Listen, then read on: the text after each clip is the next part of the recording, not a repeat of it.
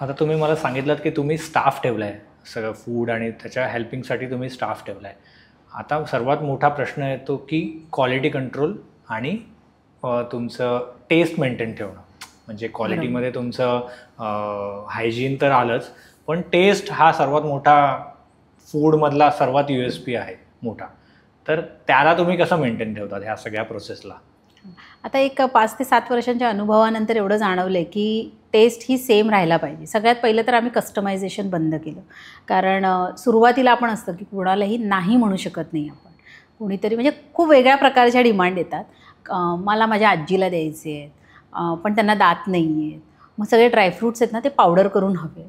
आता ही डिमांड आहे, ही सुरुवातीला आम्ही कंप्लीट करत होतो की ठीक आहे, 1-2 किलो तर कोणी मागत नाही घरच्या घरी, अर्धा किलोच मागतील लाडू, पण त्याच्यामध्ये हे करून द्या. मग चला त्यातले वेगळे करा, नवीन फॉर्म्युला बनवा आणि त्याच्यामध्ये हे बारीक करून टाका.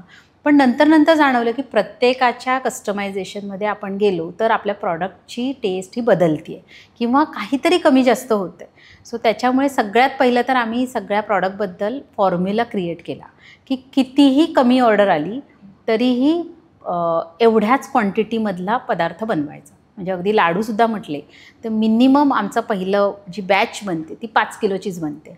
मग ऑर्डर अर्धा किलोची असो किंवा 2 किलोची असो किंवा 15 किलोची असो, मग 5-5 किलोच्या 3 बॅच बनवतो.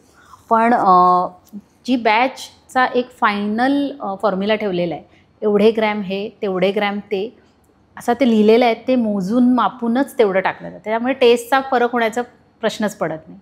आणि ते बनवल्यानंतर कस्टमायझेशन बंद झाल्यामुळे आता आम्ही तुम्हाला लाडू हे असे बनवून देतो आहे, पुढे आता तुम्हाला त्याच्यामध्ये काय करायचं आहे तर पुढची मेहनत तुम्हाला घ्यावी लागेल. कारण अशा डिमांड रेग्युलर नसतात आणि प्रत्येकाचं पूर्ण करत गेलो तर इकडे वेळ लागायचीच वेळ येईल. त्यापेक्षा मग अशा प्रकारे आम्ही ते टेस्ट सेम केली. फॉर्म्युला आपला सेट असला पाहिजे.